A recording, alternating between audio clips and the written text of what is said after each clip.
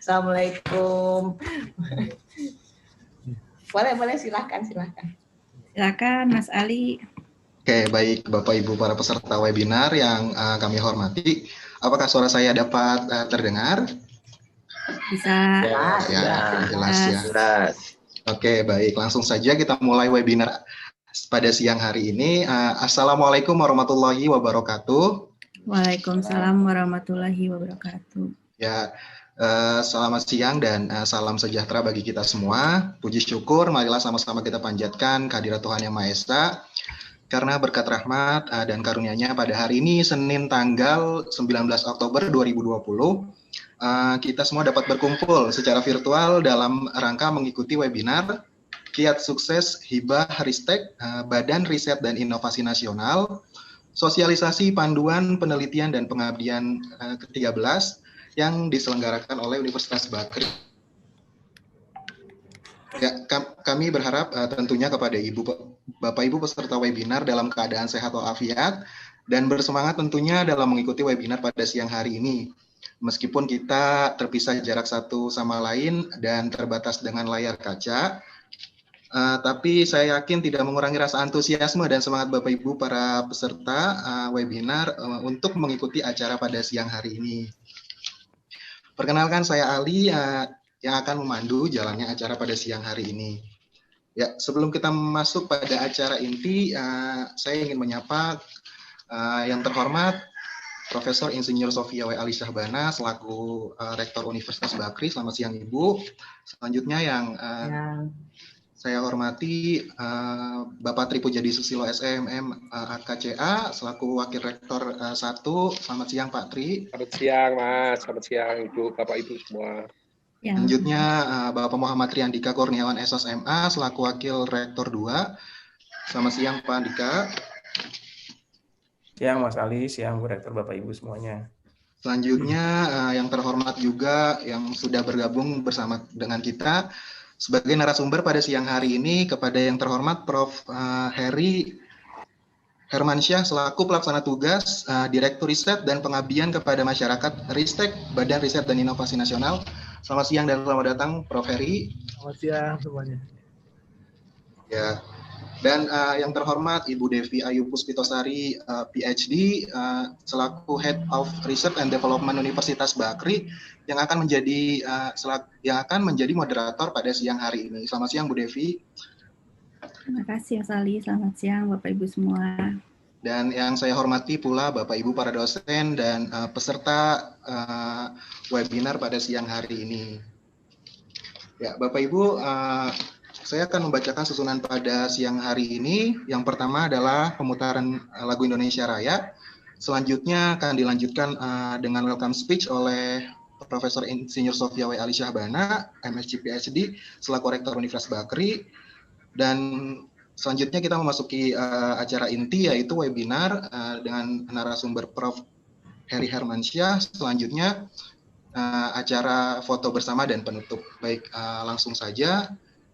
Kita masuk pada acara pertama, yaitu pemutaran lagu Indonesia Raya.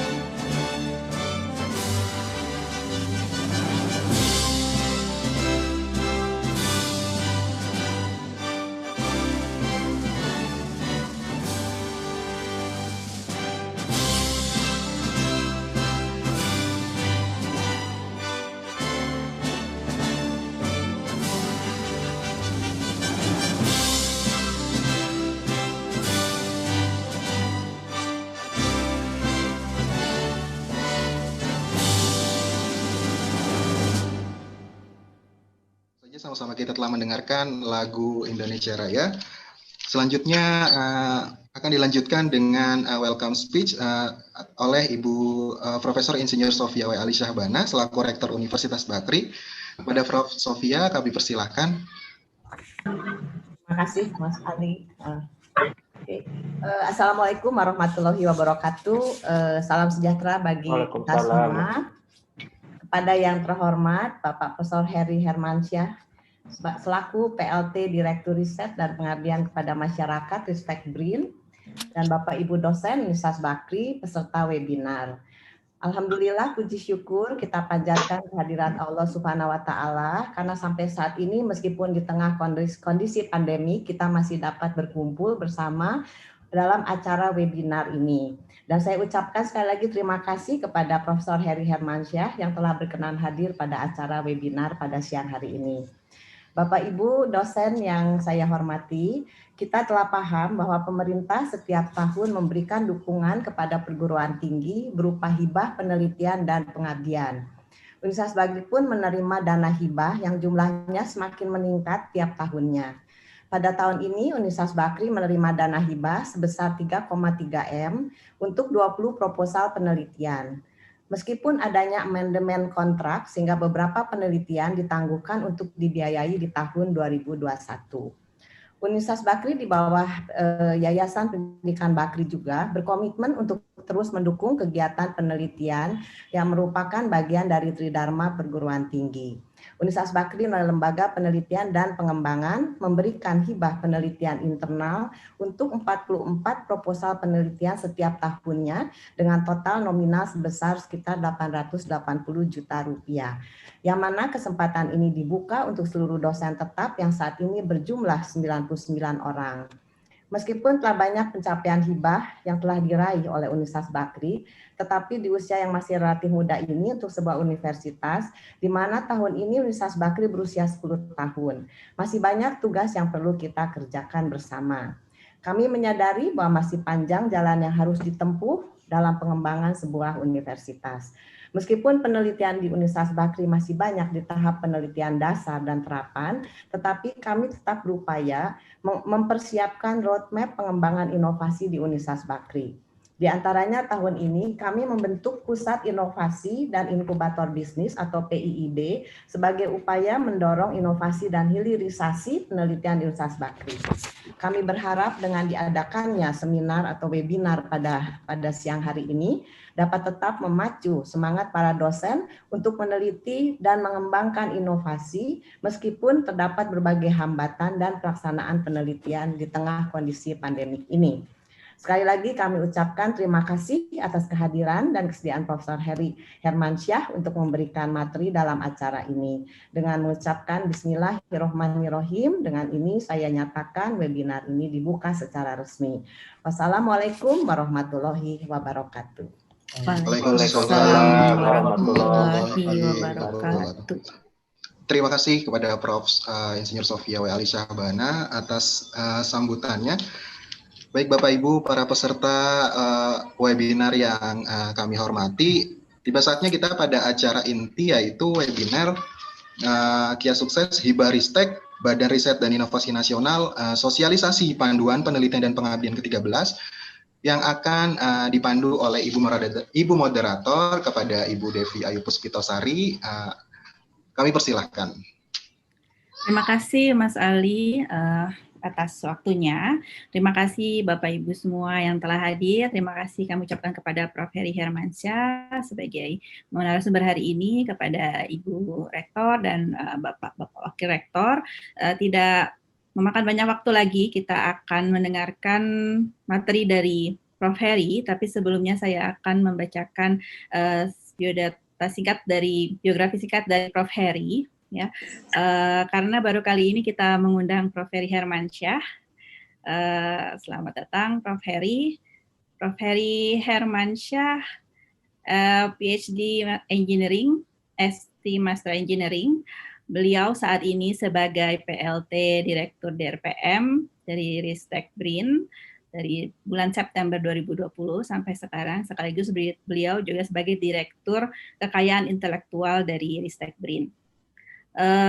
Sebelumnya beliau juga sebagai program direktur dari Smart City di Universitas Indonesia, ketua dari PPM Universitas Indonesia, dan sampai saat ini masih aktif di Departemen Chemical Engineering, Faculty of Engineering, University of Indonesia. Latar belakang pendidikan dari Prof. Heri, beliau mendapatkan gelar Bachelor of Engineering dari University of Indonesia di Fakultas Engineering, dan Master dan PhD diperoleh di Department of Chemical Engineering, Graduate School of Engineering Tohoku University, Jepang di tahun 2003 untuk Master dan 2006 untuk Doctor of Philosophy. Sebelumnya Prof. Heri kami perkenalkan di sini bahwa Universitas Bakri, lembaga penelitian dan pengabdian dibagi menjadi dua lembaga, yaitu lembaga penelitian dan pengabdian yang saya ketuai, dan lembaga pengabdian kepada masyarakat yang diketuai oleh Bapak Ardiansah. Jadi semacam reuni kecil hati ini dari alumni Tohoku University. Ya, sangat coincidence yang sangat kebetulan sekali, tapi kami harap ini akan mempererat kolaborasi dan juga lebih mempererat dan mensukseskan LPPM ya di Universitas Bakri ya, lembaga penelitian pengabdian, karena setiap tahun kami berupaya untuk memperoleh hibah dari Ristek Dikti dulunya atau sekarang Ristek BRIN, dan tentunya tahun ini di masa pandemi saat ini banyak sekali hambatan kami akui dalam pelaksanaan penelitian dan pengabdian. Untuk itu kami mohon bagaimana arahan dan masukan dari Bapak Direktur agar pelaksanaan penelitian baik tahun ini maupun tahun depan bisa lebih sukses lagi. Singkat waktu kami persilahkan kepada Prof. Heri untuk menyampaikan materinya. Silahkan Prof.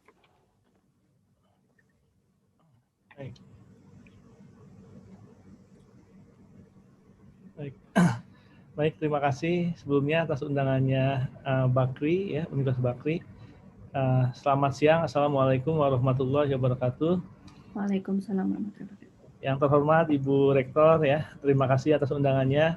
Juga dengan Ibu Rektor ini Universitas Indonesia satu keluarga besar ini ya. Ya.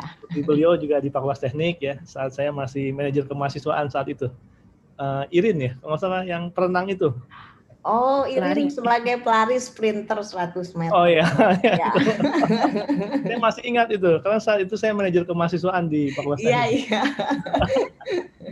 Ya. Nah, kemudian juga betul dengan Pak Ardi dan Bu Devi, ini saya beririsan zamannya ya. Jadi saat saya master atau PhD di sana, Bu Devi dan Pak Ardi datang ke sana, saya kembali duluan ya.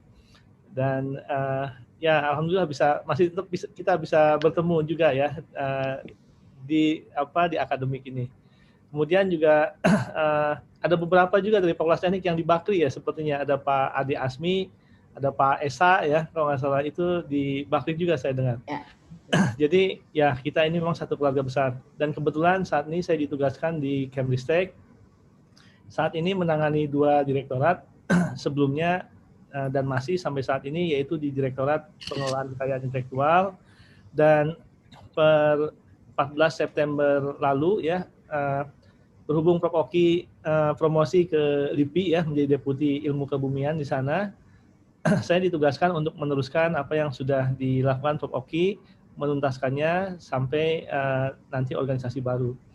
Kemudian walaupun diundang untuk menyampaikan terkait dengan hibah penelitian dan pengabdian masyarakat, jadi sekalian saja ya, saya juga akan menyampaikan mengenai insentif kekayaan intelektual yang mungkin ini juga perlu diketahui oleh sivitas akademika di Bakri ya, dan hal-hal lain terkait program-program yang ada di Direktorat Pengelolaan Kekayaan Intelektual yang selama ini memang ini jarang terdengar, walaupun ada banyak yang terkait dengan kegiatan penelitian dan pengabdian para dosen juga. Nah, saya akan menyampaikan terlebih dahulu yang terkait dengan hibah penelitian dan pengabdian masyarakat. Seperti kita ketahui, dosen ini melaksanakan tridharma perguruan tinggi, yaitu pendidikan, penelitian, dan pengabdian masyarakat. Dan semuanya ini kinerja individu kemudian menjadi kinerja institusi. Dan sebelumnya terkait dengan proses riset inovasi ini, kalau kita bagi menjadi input, activities, output, outcome, dan impact. Untuk inputnya minimal kita membutuhkan 3 unsur, yaitu pendanaan, kemudian SDM peneliti, dan juga infrastruktur penelitiannya. Ya. Nah, dalam hal ini dari pemerintah ya ada hibah untuk mendanai pelaksanaan aktivitas riset inovasi dan juga pengabdian masyarakatnya. Nah, kebetulan dana ini tadi ya ternyata kalau sudah di dalam ini baru ngeh juga rupanya dana itu sumbernya banyak ya. Nah, yang biasa kita dengar mengenai hibah Sri Tamas itu, dananya itu berasal dari dana BOPTN ya.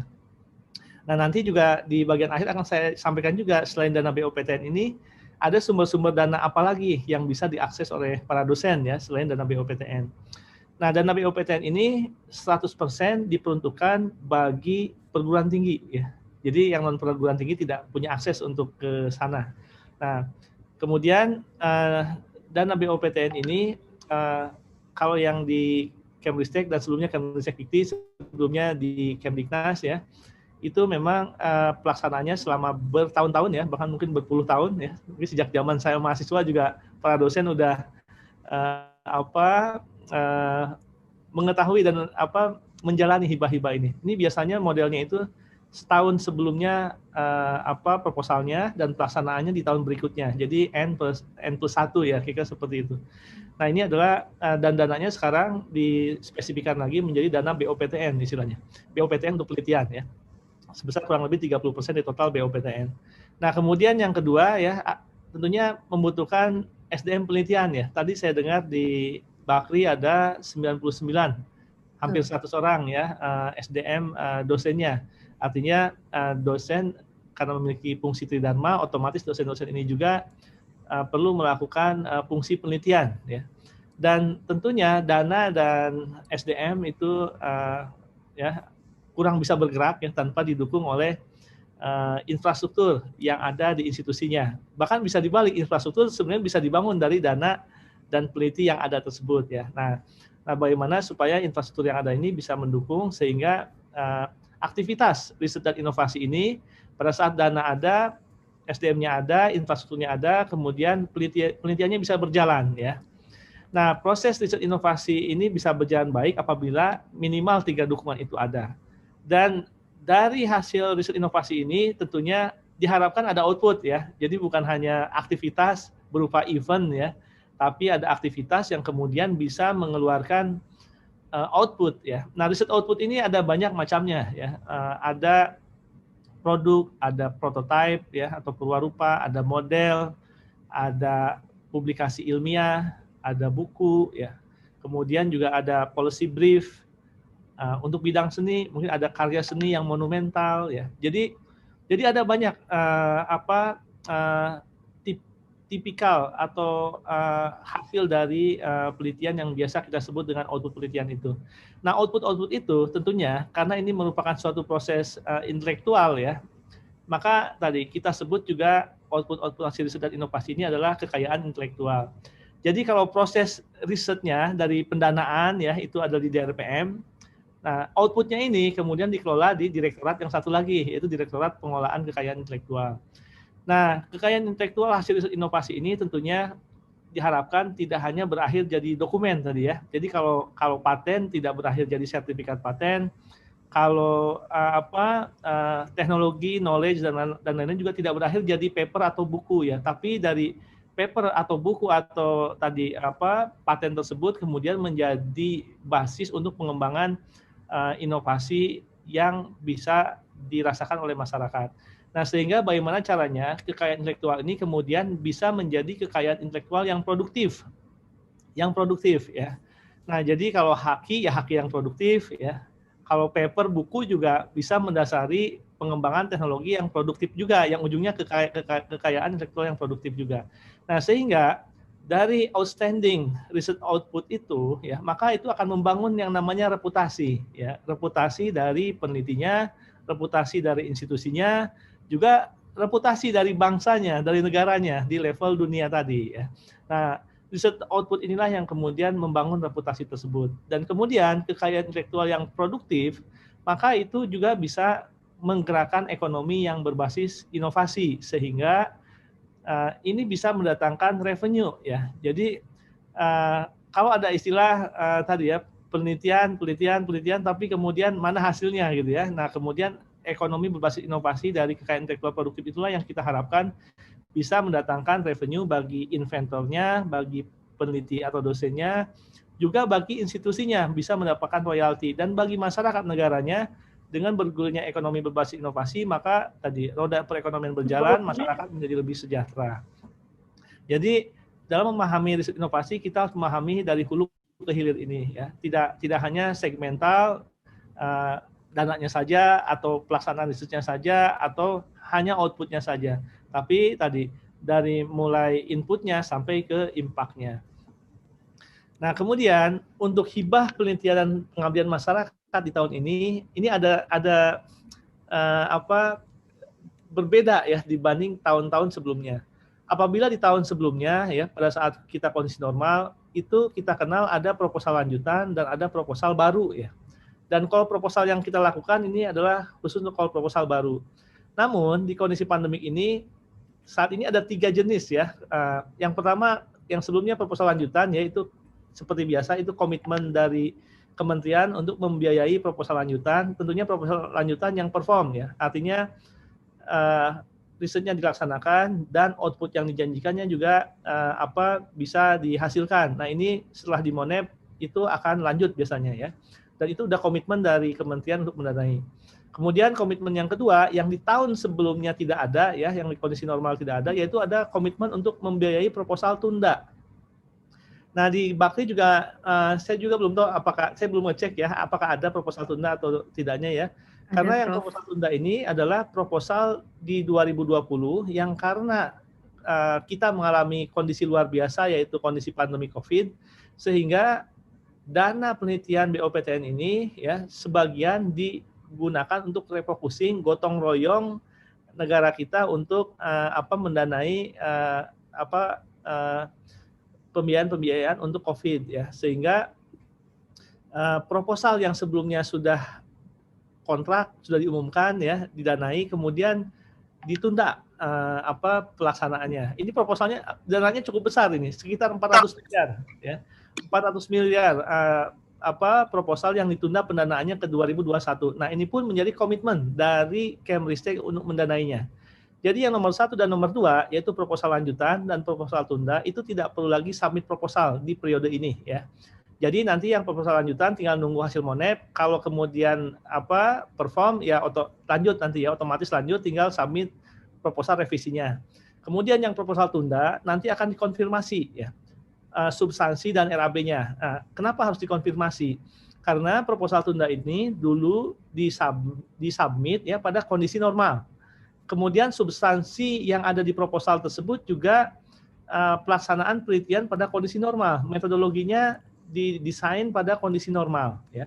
Dan juga dananya, RAB-nya juga didesain pada kondisi normal. Nah, ini akan kita konfirmasi supaya substansi dan RAB-nya ini secara teknis bisa dikerjakan ya risetnya. Kemudian RAB-nya juga secara keuangan juga bisa dibelanjakan ya. Jangan sampai nanti yang proposal tunda ini kita komit mendanai, ternyata setelah kita danai di 2021 pandemik belum berakhir, kemudian tidak bisa dilaksanakan ya. Nah, kalau ini tidak dilaksanakan kan uangnya harus dikembalikan ke negara ya. Nah, daripada kemudian kita membiayai proposal yang tidak bisa dilaksanakan, mendingan dananya diberikan kepada proposal baru. Jadi nanti kita akan konfirmasi untuk proposal tunda ini adalah komitmen dari Kemristek untuk mendanainya, namun akan dikonfirmasi hanya proposal-proposal yang tadi secara teknis dapat dilaksanakan pada tahun 2021 dan RAB-nya pun dapat dibelanjakan di kondisi pandemik ini, karena kita belum tahu kapan berakhirnya pandemik ini ya. Nah, kemudian yang ketiga, ini proposal baru ya. Nah, yang sekarang sedang dibuka adalah proposal baru ini, yaitu tanggal 15 sampai 29 Oktober. Untuk yang nomor 1 dan nomor 2 ya, komitmen, kita sebut komitmen ya, yaitu untuk proposal lanjutan dan proposal tunda, ini untuk semua skema ya, yang ada di panduan edisi 13. Namun untuk proposal baru ini kita buka dengan skema terbatas ya. skema terbatas, namun ini bisa menyentuh semua lapisan. Ya. Skema terbatas ini pun ya substansi dan anggarannya supaya bisa menyesuaikan dengan masa pandemi. Bukan berarti harus riset COVID, bukan. Jadi riset sesuai bidangnya masing-masing, sesuai riset fokusnya masing-masing, namun secara teknis dan RAB bisa dilaksanakan. Jangan sampai tadi setelah didanai tadi tidak bisa dilaksanakan ya. Karena nanti percuma uangnya harus dikembalikan lagi nanti kalau risetnya tidak dikerjakan kan. Nah, kemudian proposal baru ini kita buka dengan skema terbatas ya. Ini untuk riset ada 4 skema, untuk pengabdian ada 2 skema ya. Untuk riset ini untuk dosen pemula, kemudian hibah doktor, riset dasar ini ada 2, dasar kompetitif nasional dan dasar desentralisasi, dasar unggulan perguruan tinggi. Terapan juga ada 2, dasar kompetitif terapan kompetitif nasional dan terapan unggulan perguruan tinggi yang desentralisasi. Kemudian untuk PKM ada 2, yaitu kemitraan masyarakat dan stimulus. Dan juga di sini ini arahan dari Pak Menteri ya supaya mulai tahun ini dipersyaratkan ada match funding disediakan oleh perguruan tinggi sebesar 10% untuk penelitinya yang mendapatkan pendanaan dari Kemristek ya. Jadi untuk setiap peneliti yang mendapatkan pendanaan dari Kemristek ya, misal 100% misalnya dananya kita anggap 100%, itu 10% itu perlu disediakan match funding nanti oleh institusinya. Yang 100-nya dipertanggungjawabkan ke Kemristek, yang 10-nya dipertanggungjawabkan ke institusinya ya. Jadi ini sebagai bentuk perhatian dari institusinya bahwa institusi pun mengalokasikan dana internal untuk riset dari dosen-dosennya. Kemudian terkait dengan pandemik ini seperti tadi ya, bukan berarti risetnya harus riset COVID ya. Riset fokus seperti yang selama ini dilakukan, dipersilakan. Kemudian bisa inter atau multidisiplin, juga bisa topik-topik yang terkait COVID juga ya dipersilakan. Kemudian untuk protokol penelitian dan lain-lain juga supaya menyesuaikan adaptif dengan kondisi pandemik ini. Jadi peneliti supaya memitigasi kemungkinan atau resiko yang timbul akibat penelitian yang dilaksanakannya jika kondisi masih pandemik ya. Jadi artinya nanti kalau sudah kemudian proposalnya didanai tidak ada istilah, proposalnya saya tidak bisa kerjakan karena ternyata kondisi pandemik dan lain-lain berbahaya bagi dirinya dan lain-lain gitu ya. Nah, jadi dari awal itu proposal sudah didesain bahwa proposalnya secara teknis bisa dilaksanakan dengan memitigasi semua resiko yang ada ya terkait dengan penelitian dan kondisi pandemi. Kemudian peneliti wajib mematuhi seluruh protokol keselamatan dalam penelitian ini, baik penelitian yang di lab maupun penelitian yang di lapangan. Untuk penelitian yang di lab ya tentunya tadi institusi ya, universitas, fakultas, departemen ataupun laboratoriumnya itu harus bisa juga memfasilitasi sehingga peneliti atau mahasiswanya bisa tetap melakukan penelitian di dalam lab. Nah, ini perlu diatur ya, apakah dalam bentuk shift, protokol yang ketat dan lain-lain. Tapi intinya ya laboratorium tidak boleh tutup ya, tetap penelitian harus bisa berjalan ya. Nanti tidak ada istilah kalau sudah didanai tidak bisa melakukan penelitian karena laboratoriumnya ditutup. Ya kalau seperti itu dari awal ya berarti sebaiknya tidak mengajukan ya kalau kemudian laboratoriumnya ditutup. Artinya pada saat didanai penelitiannya supaya bisa berjalan. Kemudian juga yang ke lapangan juga ya, khususnya yang bidang sosial humaniora ya, karena banyak sosial humaniora ini juga bidang-bidang tertentu lainnya yang risetnya di lapangan. Nah, ini pun harus dipertimbangkan dari sekarang ya, bagaimana supaya hal itu bisa berjalan ya.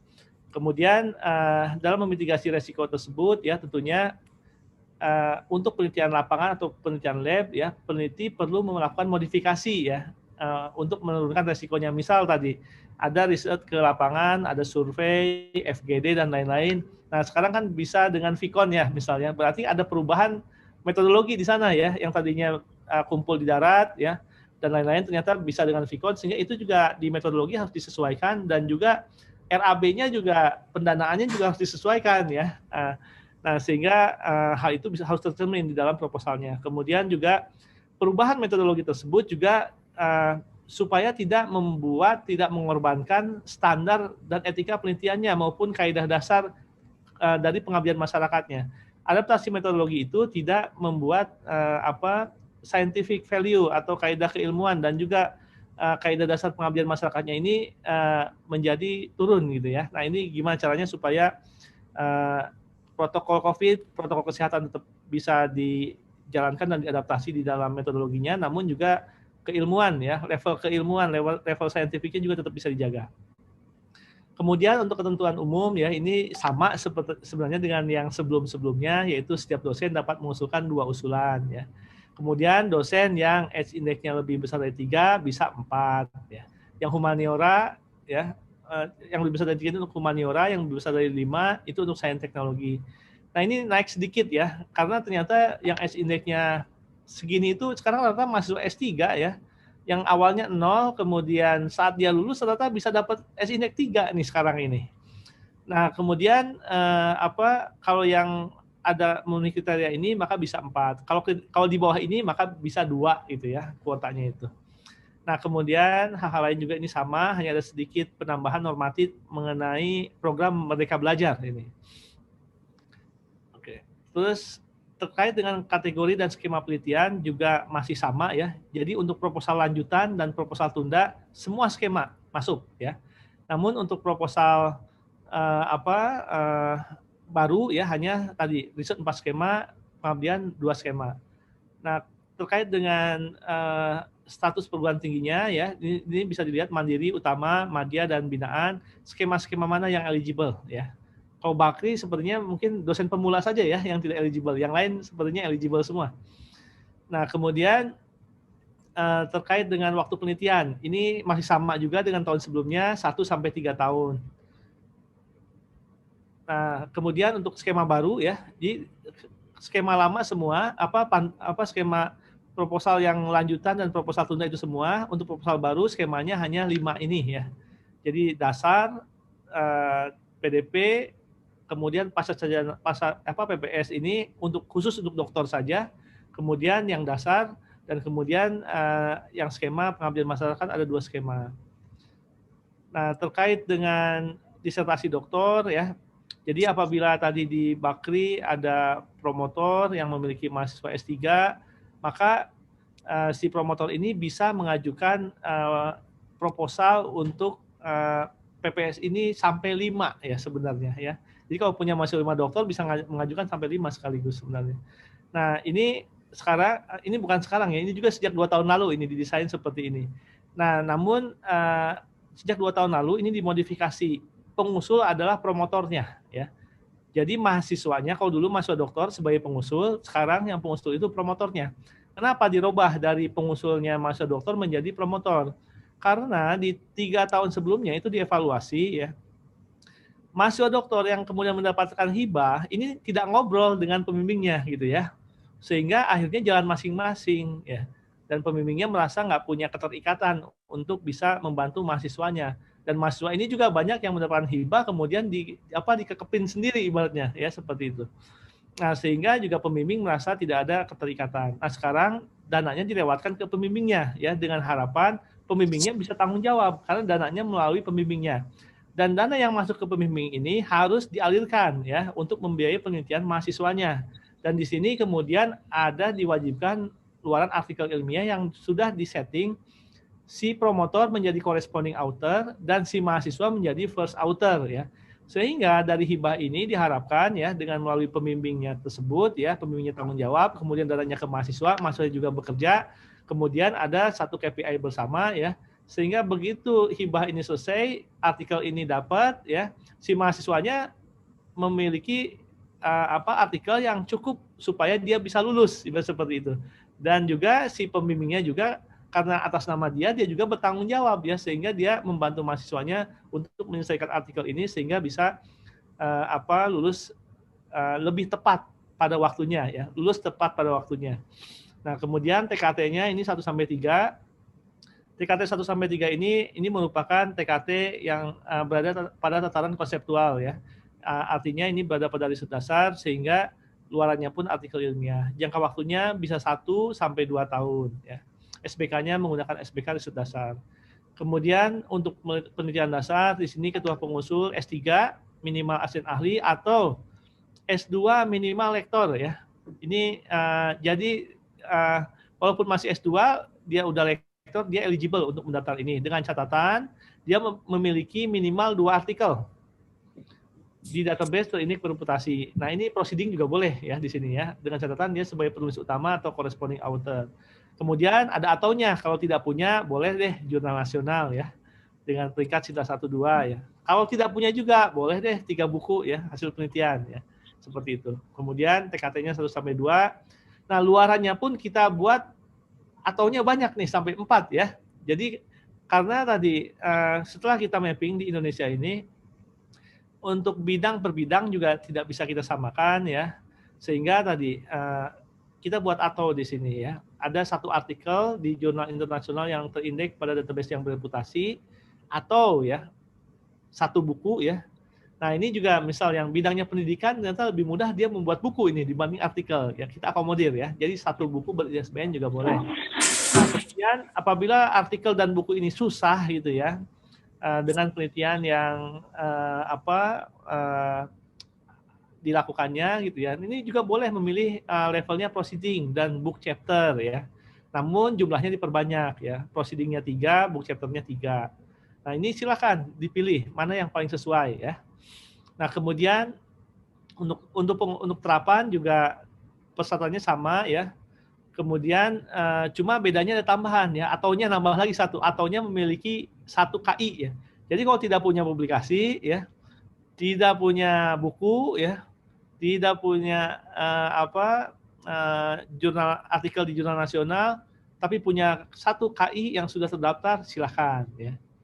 Nah, kemudian di sini luaran wajibnya bisa berupa 1 produk iptek sosbud yang bisa berupa metode, blueprint, purwarupa, sistem, kebijakan, model ya, TTG yang dilindungi KI ya, yang dilindungi KI.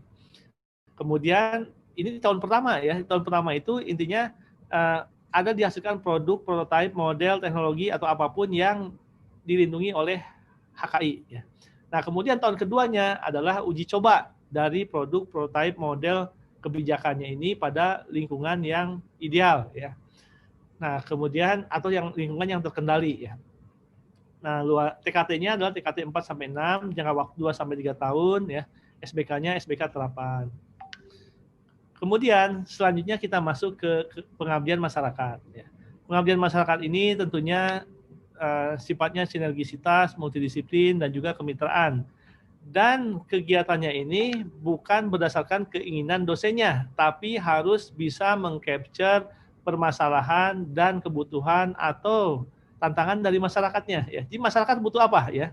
Demandful ya, ibaratnya seperti itu. Bukan keinginan dosennya, tapi kebutuhan masyarakatnya. Ini bisa dilakukan berbasis kewilayahan dan tentunya hasil riset knowledge dari para dosennya silakan untuk diaplikasikan ya. Kemudian diharapkan juga berkelanjutan, tuntas dan bermakna. Nah, untuk kegiatan pengabdian masyarakat ini ada 2 yang dibuka, yaitu program kemitraan masyarakat PKM dan program kemitraan masyarakat stimulus ya. Nah, ini dari Bakri semuanya eligible saya pikir masuk sini ya. Dan untuk diketahui PKM ini kalau saya cek datanya ya, justru dari universitas swasta yang paling dominan saat ini mendapatkan hibah pengabdian masyarakat ini ya. Nah, kemudian untuk program kemitraan masyarakat ini timnya bisa dosen dari PTN, PTS ya, bisa gabungan. Jumlahnya 1 sampai 2 orang, multidisiplin, boleh juga lintas perguruan tinggi. Kemudian di sini ada mitra sasaran ya. Artinya mitra penerima manfaat di sini. Calon mitra penerima manfaatnya. Kemudian melibatkan 2 mahasiswa ya, bisa sekalian KKN ini ya. Kemudian 2 bidang masalah dan jaraknya maksimal 200 km. Kenapa jarak dibatasi gitu ya? Karena kalau jaraknya jauh justru nanti biayanya itu akan tersedot di transportasi. Kalau lebih dari 200 km lebih baik diserahkan kepada universitas yang terdekat ya. Nah, kemudian ini maksimalnya sekitar 50 juta rupiah ya. Kegiatan masyarakat, pengabdian masyarakat ini memang yang paling terdampak ini di kondisi pandemik ya. Banyak yang sulit bergerak ya, karena kegiatan pengabdian masyarakat ini betul-betul memang kegiatan yang berinteraksi langsung dengan masyarakat ya. Nah, kalau dimodifikasi dengan hanya VCon virtual itu dampaknya kurang mengena ini, sehingga tadi betul harus diadaptasi betul protokol-protokol terkait dengan pelaksanaannya nanti terkait dengan protokol COVID dan lain-lain. Kemudian luaran wajib dan luaran tambahannya ini masih dipersyaratkan seperti ini ya.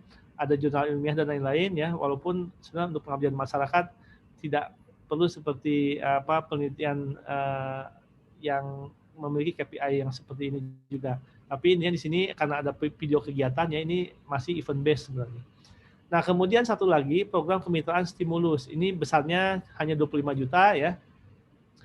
Namun ini memiliki satu mitra sasaran ya. Ada satu bidang masalah dengan tim pengusul yang bersifat multidisiplin, jarak maksimum 100 kilo.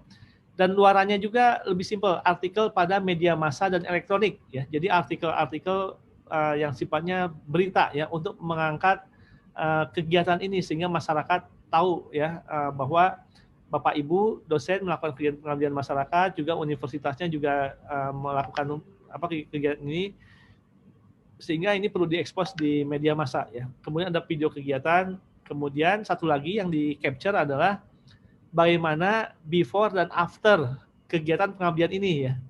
Jadi before intervensi kondisi baseline-nya seperti apa, setelah intervensi melalui kegiatan pengabdian masyarakat ini bagaimana deltanya ya, perubahan atau peningkatan dari keberdayaan mitranya tersebut.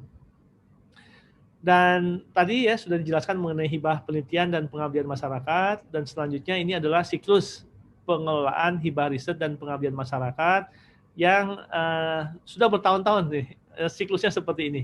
Mulai dari pengumuman ya, kalau dulu ini pada kondisi normal nih biasanya di bulan April, Mei ya, Juni ya, antara bulan itu ya, 3 bulan itu. Kemudian pengusulannya ya tidak lama setelah pengumuman, kemudian seleksi ya bisa di bulan September kalau dulu. Kalau sekarang pindah ke November ini. Penetapan ya bisa di Januari, pelaksanaan, monep, pelaporan, kemudian penilaian luaran. Nah, ini ada jadwal-jadwal penting yang Bapak Ibu perlu ketahui ya. Yaitu pengumuman 5 Oktober ya, kemudian tanggal 15 sampai 29 Oktober ini submit ya proposal tersebut. Kemudian setelah itu 3 sampai 21 November rencananya adalah proses seleksi ya oleh reviewer nasional. Kemudian proposal tunda ya 2020 ke 2021 yang merupakan komitmen Cambridge-Tech untuk mendanainya ini akan dikonfirmasi di tanggal 1 Desember 2020. Kemudian proposal lanjutan ya ini akan dimonep tanggal 11 sampai 20 Desember, dan penetapan proposal yang didanai untuk tadi komitmen lanjutan dan komitmen tunda serta juga proposal baru ini nanti di bulan Januari, dan juga revisi proposal dari semua yang didanai tersebut juga akan disubmit di bulan Januari tersebut. Selanjutnya adalah penandatanganan kontrak di Februari, dan setelah itu pelaksanaan penelitiannya. Nah, berikutnya ini terkait dengan metode penelitian dan anggaran ya. Jadi ini sama-sama kita ketahui ini sangat banyak sekali terjadi ya, proposal-proposal yang lolos itu dananya tidak sesuai yang diharapkan ya. Jadi mengajukan 100 yang disetujui 50 misalnya. Yang mengajukannya 100% yang didanai 70%, 80%. Jadi anggaran yang disetujui tidak sesuai dengan yang diusulkan. Nah, ini kenapa hal ini banyak terjadi gitu ya.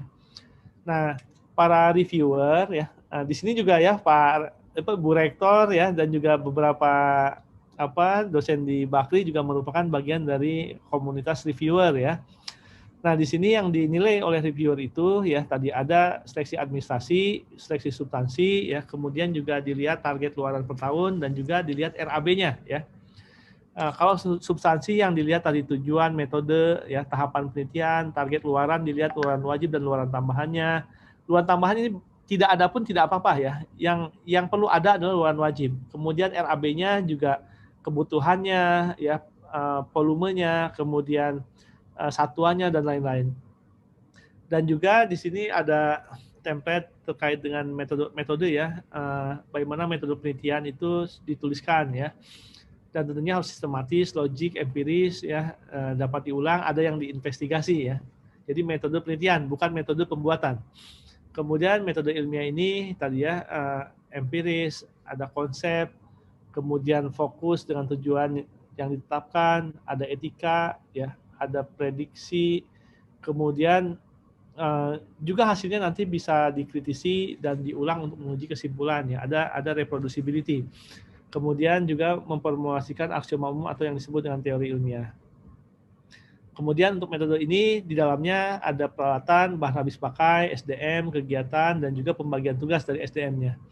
Kemudian untuk rancangan anggaran, ini juga perlu diwanti-wanti ya. Kenapa? Karena reviewer ini banyak sekali menemukan ya proposal yang diajukan, misal proposal 3 tahun, tetapi anggaran tahun pertama, tahun kedua, tahun ketiga itu sama persis ya. Sama persis gitu. Sehingga artinya anggaran tersebut tidak mencerminkan apa yang diusulkan di proposal substansinya. Tentunya kalau kegiatan penelitian 3 tahun ya, dan di dalamnya juga kegiatannya juga bertahap, berjenjang, dan ada progresnya, tentunya anggarannya pun harus bisa mencerminkan itu. Dan tidak mungkin anggarannya sama persis, kopas, tahun 1 sampai tahun ketiga sama ya. Nah ini juga perlu dipertimbangkan baik-baik ya. Jadi tidak sama di tahun ke tahun, diturunkan dari metode ya, jadi connected dengan metode dan juga mengacu pada SBK dan SBM yang ada. Nah di sini untuk SBK ini ada SBK yang terbaru ya saat ini dari PMK nomor 112 tahun 2020. Nanti bisa mengacu ke sana. Kemudian untuk output penelitian juga di sini ada kapasitas, dasar, terapan, pengembangan ya. Semuanya ada di sana.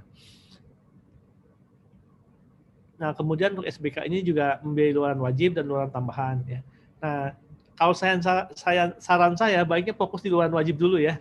Karena itu akan menjadi beban Bapak Ibu pada saat Bapak Ibu mencantumkan luaran wajib, mencantumkan luaran tambahan, karena semuanya akan tercantum di sistem menjadi hutang yang harus dipenuhi pada saat penelitian ini selesai gitu ya. Nah, untuk yang hutang-hutangnya belum terpenuhi itu tetap tertulis di sana menjadi hutang ya. Sehingga akibatnya pada saat mengajukan proposal baru ya, walaupun proposalnya bagus, ternyata masih punya hutang luaran wajib atau luaran tambahan. Selama itu belum terpenuhi, maka tentunya berikutnya bisa kena blacklist itu. Nah, kemudian ini terkait dengan dana ya, riset dasar yang ada di PMK. Ini kisaran antara 90 sampai 300 juta ya, kira-kira seperti itu. Kemudian bidang sosial humaniora ini ya, bidang sosial humaniora ini sampai 665 ya. Karena di sini studi lapangan riset lapangan ya. Nah, ini riset lapangan ini di kondisi pandemik ini harus dievaluasi ulang, tidak mungkin juga riset tersebut bisa dijalankan dengan seperti pada kondisi normal. Maka di sini akan dilihat metodologinya dan kewajaran pendanaannya juga. Nah, kemudian riset terapan ya, ini antara 143 sampai 448 juta. Kemudian bidang sosial humaniora juga sama seperti tadi ya, cuma batas bawahnya yang lebih besar 150 sampai batas atasnya masih sama 665. Kemudian pengembangan tidak ditawarkan ya untuk di skema baru. Kemudian di sini ada PMK untuk SBM-nya ya, satuan biaya masukan untuk biaya-biaya seperti ini. Kemudian berikutnya saya akan memperkenalkan mengenai program insentif kekayaan intelektual, yang mungkin ini perlu juga Bapak Ibu ketahui ya. Nah, ini ada mind map pengelolaan kekayaan intelektual Kemendikbud ya. Di sini tadi di slide awal disebutkan bahwa kekayaan intelektual merupakan output dari aktivitas riset inovasi. Nah, di sini direktorat ini membantu ya melakukan asistensi dan pendampingan untuk fasilitasi jurnal, publikasi ilmiah, dan kekayaan intelektual. Sehingga diharapkan dapat membuat peningkatan jumlah dari publikasi ilmiah dan kekayaan intelektualnya. Peningkatan kuantitas ini kemudian setelah dilakukan seleksi dan evaluasi, ini bisa diharapkan selanjutnya adalah peningkatan kualitas ya. Kualitas dari publikasi ilmiah dan kekayaan intelektualnya, sehingga pada ujungnya bisa meningkatkan reputasi, pengaruh dan dampak dari pengelolaan kekayaan intelektual ini. Nah, kekayaan intelektual yang berkualitas dan produktif itu diharapkan bisa terjadi melalui fasilitasi dimulai dari valuasi dan diseminasi KI, sehingga hasil dari KI ini bisa dimanfaatkan. Manfaat dari KI melalui HKI produktif itu maka diharapkan bisa mendatangkan revenue bagi inventornya, penelitinya, juga mendatangkan royalti bagi institusinya, dan lebih jauh lagi bisa mendatangkan kesejahteraan bagi masyarakatnya akibat multiplier effect dari ekonomi berbasis inovasi. Nah, selain itu juga sekalian kami ingin memperkenalkan di tempat di kekayaan intelektual ini ada 2 layanan ya. Yang pertama adalah layanan akreditasi jurnal ilmiah. Yang kedua adalah layanan izin peneliti asing. Ya. Ini pun ada di direktorat ini ya. Untuk penelitian asing ini sebenarnya sangat menarik ya. Sebelumnya sampai tahun lalu ya izin penelitian asing ini hanya berputar pada administrasi perizinan. Nah, dari 2020 ke depannya ini juga akan diperbesar ya, bukan hanya administrasi perizinan tapi juga akan dianalisis bagaimana penelitiannya ya, kemudian juga akan juga sudah dipersyaratkan saat ini ya untuk ada mitra lokal ya, dan kemudian juga untuk penelitian-penelitian yang sifatnya under MOU, giant grant ya, kemudian multi years ya, kemudian ada manfaat yang jelas bagi negara kita, maka untuk izin penelitian asing ini juga ada afirmasi untuk mempermudah dan mempercepatnya, ada jalur fast track-nya ya, sehingga Indonesianis ya, kemudian multi years, kemudian melibatkan dana besar dan manfaatnya jelas untuk negeri kita, maka bisa melalui jalur fast track tersebut ya. Dan untuk informasi ya, di tahun 2019 saat kondisi normal itu terdata ada 500 lebih izin penelitian asing yang di-granted ya. Mereka tertarik untuk melakukan penelitian di mana Indonesia adalah living lab-nya ya. Jadi biodiversity kita ya, kekayaan alam kita, laut, hutan ya, itu sangat menarik bagi peneliti-peneliti asing tersebut. Nah, peneliti asing tersebut kita wajibkan sekarang itu untuk punya mitra lokal ya, yang setara dan juga ada perjanjiannya nanti dibawa ke institusional nantinya. Dana yang tercatat di proposal penelitian asing yang terdata di tempat kami itu ya, dari 500 lebih itu ternyata dananya itu sangat besar ya, bahkan melebihi dana BOPTN Bapak Ibu ya. Dana BOPTN 1T untuk 15.000 proposal kan ya. Nah, ini 500 proposal ya, setelah didata dana yang tercantum yang tertulis di proposalnya ya, kita belum lebih jauh mengevaluasinya, baru melihat proposal-proposal yang ada. Itu dananya totalnya 2,1 T Bapak Ibu ya. Dan itu juga tadi di mana Indonesia menjadi living lab-nya ya, peneliti asing menjadi SDM-nya, dan ada mitra lokal di kita yang menjadi SDM-nya, sehingga hasil-hasil dari riset dengan peneliti asing ini diharapkan juga bisa menguntungkan para pihak ya.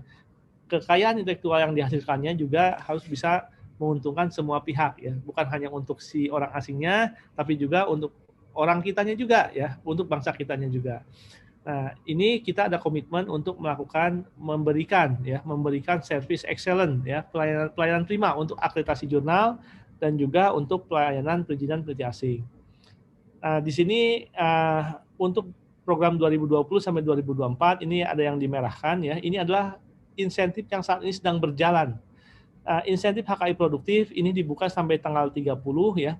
Jadi apabila Bapak Ibu dosen di Bakri memiliki HKI yang produktif, artinya HKI yang sudah dilisensikan dan sudah dikomersialkan, silakan masukkan proposalnya ke sini. Ada total 2,5 miliar dana yang dialokasikan untuk memberikan insentif bagi sekitar 25 HKI produktif terbaik. Kemudian di sini ada insentif untuk peningkatan kualitas jurnal terindeks dan insentif internasionalisasi jurnal nasional ya. Ini pun ini sudah ditutup tanggal 16 lalu, saat ini sedang dievaluasi oleh para reviewernya. Kemudian yang sedang berjalan adalah insentif publikasi ilmiah berkualitas tinggi, tapi ini modelnya bukan pengajuan ya, karena kita semuanya sudah memiliki kita sudah langganan dan memiliki database, kita langsung ambil dari sana dan saat ini sedang diseleksi. Nanti saya sampaikan detailnya. Profil publikasi Indonesia di tahun 2015 sampai 2019, kalau dilihat dari total dokumen, betul kita nomor 1 ya. Ini merupakan kabar baik juga ya, artinya selama 5 tahun terakhir ekosistem penelitian kita sudah terbangun ya, sehingga para dosen peneliti dan prakarya kita ya saat melakukan penelitian juga sudah mulai berorientasi output ya, bukan hanya melakukan tapi juga ada hasil yang didelivery ya. Namun ya kalau kita analisis lebih jauh ya, kalau kita lihat dari sisi jumlah artikel yang tadinya total dokumen kita nomor 1, kalau sisi jumlah artikel kita ada di tengah ini, masih di bawah Malaysia ini kita ya. Ya. Nah, di bawah Singapura ya, Malaysia dan Singapura. Nah, kemudian apabila kita analisa lebih jauh lagi dari sisi artikel yang Q1, maka justru kita berada pada posisi paling rendah ya, paling bawah ini bisa dilihat ya. Kalau Q1 bahkan kita di bawah Vietnam ya. Ini artinya bahwa memang untuk kuantitatif ya, untuk dari sisi kuantitas kita sudah berhasil ya. PR berikutnya adalah bagaimana supaya berikutnya adalah kualitasnya yang kemudian kita bidik sehingga peningkatan kuantitas ini bisa seiring dengan peningkatan kualitasnya juga ya. Dan tentunya dalam 5 tahun terakhir nanti, 5 tahun ke depan, bisakah total artikel kita bisa menjadi nomor 1, bisakah artikel Q1 kita minimal ada di tengah-tengah nantinya. Nah, kemudian sebagai informasi lain, jurnal Indonesia di Simago ini per 29 Agustus terdata ada 72 jurnal. 6 diantaranya sudah berada pada posisi Q1 ya. 2 jurnal itu di bidang saintek dan 4 jurnal lainnya di bidang teologi dan sosial humaniora ya. Nah, ini adalah jurnal-jurnal yang bottom up, merangkak dari bawah sehingga akhirnya sampai ke Q1.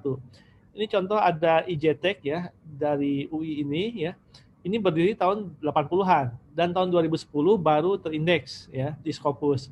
Dan 10 tahun kemudian di 2020 ini barulah dia bisa mencapai Q1. Jadi memang jalannya panjang ya, 10 tahun untuk bisa sampai Q1 sejak terindeks ini. Namun tadi ya, saat ini timbul fenomena ya, di mana ada jurnal-jurnal yang tidak perlu lagi bottom up seperti itu ya. Jadi misalnya jurnal interiority ya. Interiority ini dari desain interior, arsitektur ya. Jurnal ini dibentuk tahun lalu ya, didirikan tahun lalu dan kemudian para editorial board-nya ya merupakan para profesor di bidang desain interior yang mereka eksis di bidangnya ya. Kemudian juga memiliki networking di seluruh dunia ya, sehingga dari awal jurnal ini didesain sebagai jurnal internasional ya, full English text ya. Semua in English, kemudian editorial board-nya juga diversity-nya multinasional, kemudian juga artikel yang masuknya juga melalui peer review yang ketat dan multinasional juga ya, artikel-artikelnya sejak awal. Sehingga setahun kemudian interiority ini hanya dalam waktu 1 tahun ya, kemudian bisa terindeks di Scopus. Bahkan jurnal ini belum diakreditasi di Arjuna ya, seperti itu. Ada 2 jurnal yang masuk ke kita informasinya yang didirikan tahun lalu ya, dan tahun ini mereka langsung terindeks di Scopus. Dan ini adalah mapping dari intellectual property 5 tahun terakhir, kira-kira ada 5.000 lebih ya HKI yang didaftarkan ya, ada paten-paten yang didaftarkan. Dan ini ada satu contoh dari Balitbangtan Kementan ya, mereka memiliki HKI yang produktif dan bisa mendatangkan revenue bagi institusinya ya. Ini mendatangkan revenue sekitar 11 miliar lebih dari produk-produk yang mereka hasilkan dari riset inovasi. Dan kemudian terkait insentif KI ini ya, saat ini 3 jenis tadi yang sedang bergulir ya. Nah, terkait dengan artikel ya, jadi ini tidak melalui pendaftaran dari yang diusulkan oleh si peneliti ya. Jadi kementerian langsung mengambil koleksi artikel ilmiah dari database yang bereputasi tinggi ya tahun 2020 ini ya.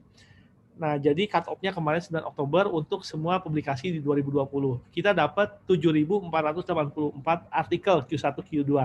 Kemudian dengan menetapkan suatu kriteria ya, dan kemudian kita mendapatkan 2004 ya, Q1 berimpak faktor. Dan saat ini sedang divalidasi artikel-artikel ini oleh tim pakar ya, untuk kemudian nantinya akan di-ranking ya menjadi 200 artikel terbaik berkualitas tinggi. Nah, 200 artikel terbaik inilah nanti ya para penulisnya akan diberikan insentif ya sekitar 40 jutaan lah. Mungkin ini menengah ya, karena ada universitas yang memberikan lebih dari itu per artikelnya ya. Ini rencananya sekitar 40 jutaan diberikannya. Nah, setelah didapatkan 200 artikel ini nanti akan divalidasi juga oleh institusinya bahwa nama-nama yang ada di 200 artikel itu betul-betul pegawai di institusinya tersebut ya. Kemudian selain itu juga dari database ini ya, dari database Q1 Q2 ini nanti juga akan lagi di screening juga ya 10 peneliti produktif artikel berkualitas tinggi.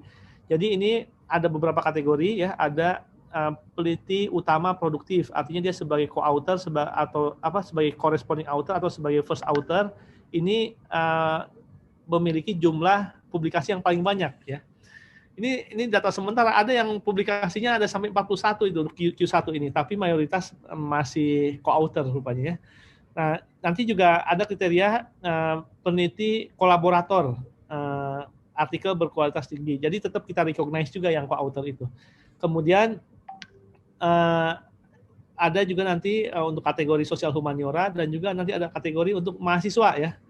Jadi yang mahasiswa punya publikasi paling banyak berkualitas tinggi juga nanti akan kita recognize ini ya. Semuanya dari sistem kita ambilnya ya. Jadi berdasarkan sistem yang ada ini. Kemudian untuk insentif peningkatan kualitas jurnal ilmiah ya, ini sudah ditutup tanggal 16 Oktober lalu dan saat ini sedang proses seleksi. Ada 2 skema insentif jurnal internasional berreputasi yang dievaluasi terdiri dari capaian kuartilnya, jumlah artikel per tahun, jumlah sitasi dari eksternal ya, tentunya yang alamiah ya, kemudian peningkatan kuartilnya. Dan yang skema 2, insentif jurnal nasional berkualitas menuju standar indeksasi internasional. Di sini dari jurnal citedness-nya, kemudian international diversity dari editorial board, international diversity dari authorship. Nah ini nanti yang akan didanai, total insentifnya ini sekitar 8 miliar ini ya, untuk sekitar 150 jurnal nanti yang akan kita berikan insentif. Nah kemudian hari ini ya, kita ada sosialisasi tadi pagi jam 10 pagi ya, insentif HKI produktif, mengenai HKI yang sudah dilisensikan dan dikomersialkan, yang nanti akan diberikan insentif juga. Nah kemudian selain itu ya, juga saya akan mengintro ini ya, mungkin juga barangkali ini bermanfaat untuk saudara-saudara kami yang ada di Bakri ya, peluang dan pendanaan riset lainnya yang bisa diakses juga oleh para dosen perguruan tinggi ya. Kemudian misal untuk Insinas ya, Insinas ini udah bertahun-tahun ya, kemudian ada PRN ya, Prioritas Riset Nasional. Ini tahun 2020 ini dibiayai sampai 250M dan dananya dari LPDP ya. Jadi konsorsium COVID juga ini sampai 90 di 2020 dan ini juga dibiayai oleh LPDP. Kemudian ada program MIRA ya, MIT Indonesia Research Alliance, dan juga nanti akan ada kolaborasi lainnya. Kemudian ada kerjasama riset internasional lainnya. Nah untuk kerjasama internasional ini tentunya membutuhkan in-case dan in-kind ya dari kedua belah pihak. Tentunya dari pemerintah juga ada ya, tapi dari para pihak juga ada kontribusinya. Kemudian kesetaraan ya, kemudian benefit sharing, dan tentunya juga harus institusional, ada agreement atau MOU, juga ada proposal teknisnya. Nah apabila riset-riset yang terkait dengan kekayaan alam di kita ya, misal ada biodiversity, ada spesimen biologi yang kemudian dibawa ke luar negeri, tentunya harus ada MTA-nya, ada material transfer agreement, dan kemudian tidak lupa juga tentunya di perjanjian harus dicantumkan IPR-nya. Jangan sampai nanti tadi objek penelitiannya di kita ya, kita juga berkontribusi terhadap dana penelitiannya, ternyata IPR-nya eksklusif dimiliki oleh partner asing kita ya. Jadi ini betul-betul harus ada equitable ini ya. Nah di sini untuk kerjasama internasional ini biasanya melibatkan dana yang besar, risetnya berupa konsorsium, multidisiplin, juga sifatnya multi-years ya, bukan 1 tahun, 2 tahun, biasanya multi-years ini. Kemudian ragam outputnya juga macam-macam ya, ada produk, prototype, ada model, desain, ada ragam hak kekayaan intelektual, ada ragam publikasi ilmiah, ada policy brief, ada karya seni monumental. Kemudian ini ada satu contoh ya, ini adalah hasil publikasi ilmiah dari kolaborasi internasional di berbagai bidang dengan keyword Indonesia. Di sini kita bisa melihat bahwa kolaborasi internasional ini memiliki sitasi yang lebih tinggi dibanding kolaborasinya hanya nasional. Lebih tinggi dibanding kolaborasinya hanya satu institusi. Dan yang paling rendah citasinya itu adalah apabila single authorship ini ya, ini paling rendah. Dan lebih jauh lagi ya, apabila publikasi itu merupakan hasil kerjasama antara akademik dan corporate ya, ini bisa dilihat citasinya jauh lebih tinggi lagi. Ya. Jadi memang zaman sekarang sudah suatu keniscayaan bahwa kita harus tadi mendrive riset-riset yang sifatnya kolaboratif, multidisiplin, terkait dengan tadi produk prototipe yang lebih tepat guna. Ya. Tapi tentunya tadi riset-riset yang menghasilkan publikasi ilmiah juga itu juga bagian dari output penelitian yang tentunya juga itu bisa mendasari. Kalau dilihat di sini ya, kolaborasi internasional, kolaborasi akademik corporate ini menuai citasi yang lebih tinggi. Itu yang saya sampaikan. Saya ucapkan terima kasih telah mendengarkan semua ini dan saya kembalikan kepada Bu Devi moderatornya. Terima kasih. Terima kasih Prof. Heri atas paparan materinya. Kita telah mendengarkan panjang lebar beberapa kesimpulan yang dapat saya berikan dari materi tersebut bahwa untuk pembukaan proposal tahun ini tidak banyak yang berubah mengenai persyaratannya, hanya untuk peneliti yang memiliki H index di atas sama atau di atas 3 untuk bidang sosial humaniora dan sama atau di atas 5 untuk bidang sains dapat mengajukan kuota lebih, yaitu 2 sebagai ketua dan 2 sebagai anggota.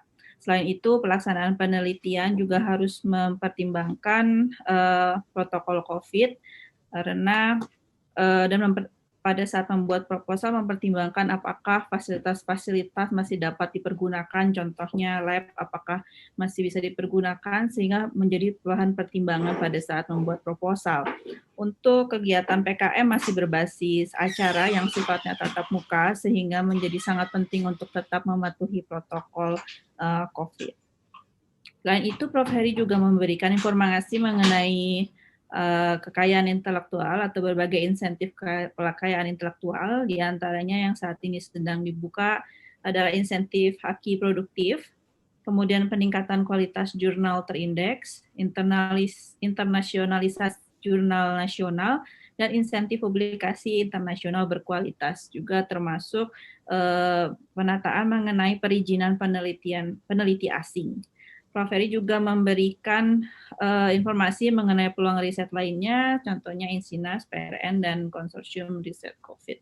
Baiklah Bapak Ibu, di sini kita lihat ada beberapa pertanyaan yang sudah ditulis di kolom chat. Kita akan memasuki sesi diskusi. Pertanyaan pertama di sini dari Ibu Eli Miharja.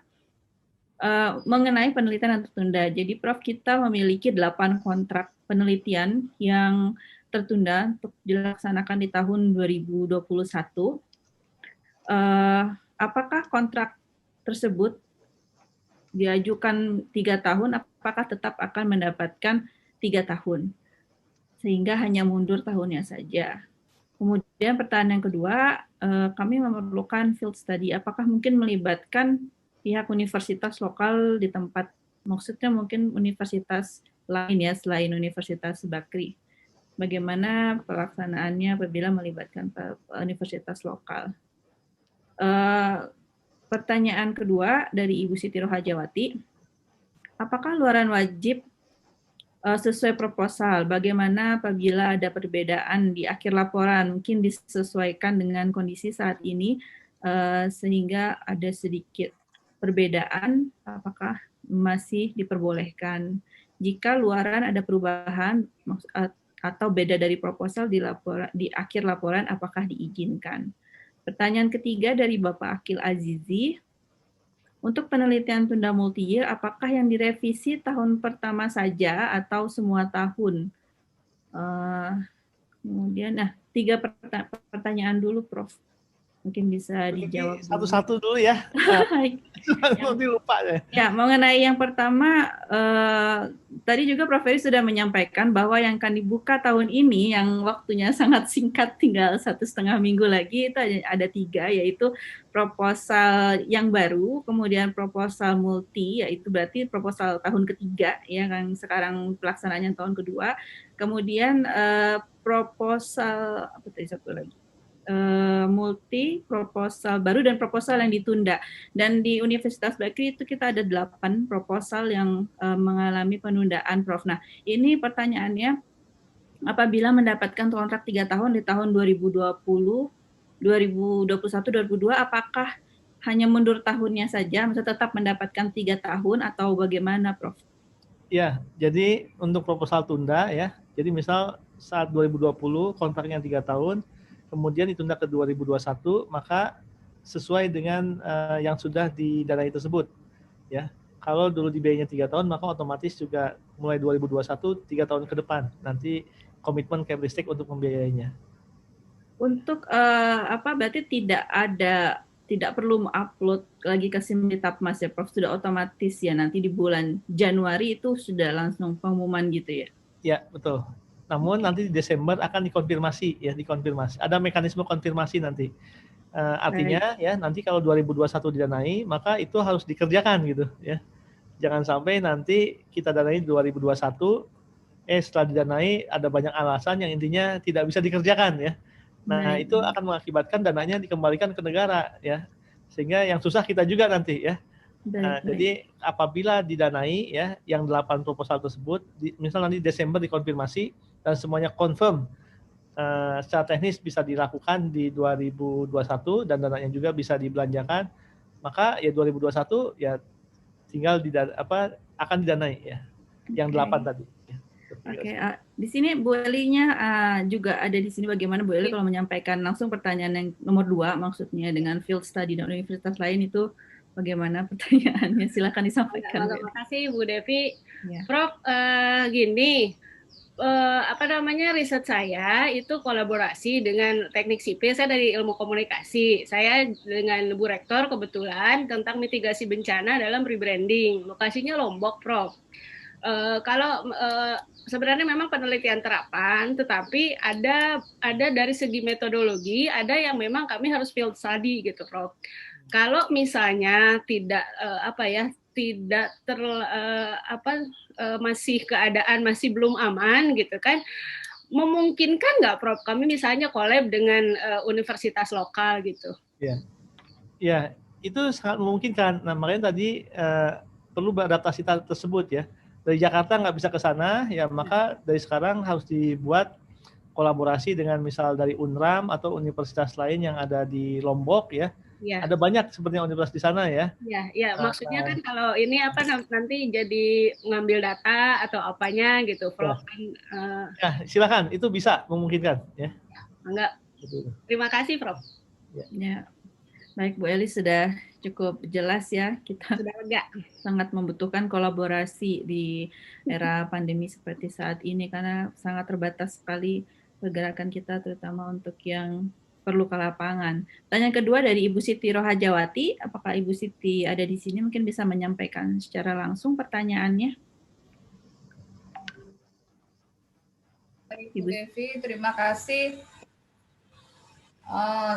Tapi mungkin sinyal saya agak bermasalah. Mudah-mudahan terdengar, karena kemarin itu kami sedang melakukan penelitian untuk jurnal, namun terkendala dengan COVID, sehingga kami tidak bisa survei atau observasi ke lapangan.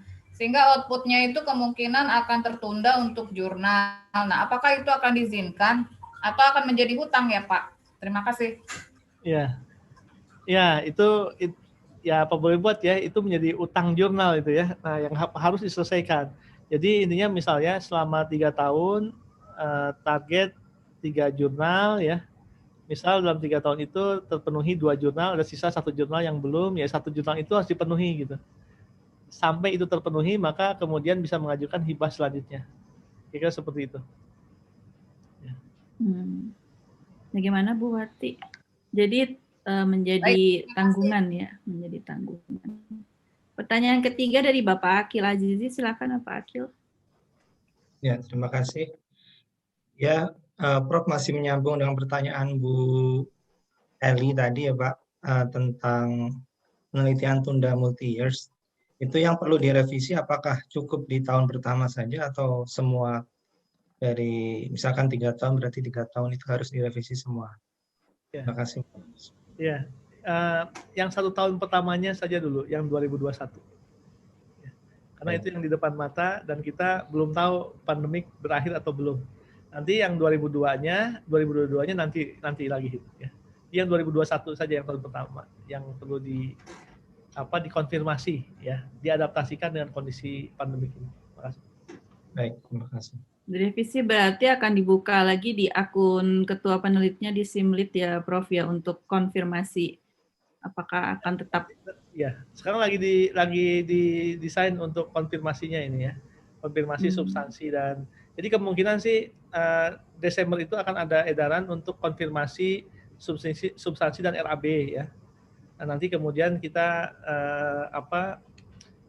akan merekap itu ya. Kemudian nanti Januari diumumkan, kemudian baru proposal revisinya nanti dimasukkan setelah diumumkannya. Seperti itu. Baik. Bapak Ibu, apakah ada lagi yang lain yang memiliki pertanyaan? Beberapa bulan yang lalu sempat ada edaran ya Prof ya, kalau sampai akhir Desember, 10 Desember itu belum bisa upload laporan akhir untuk yang saat ini sedang berjalan, maka menulis surat kepada DRPM untuk minta perpanjangan waktu.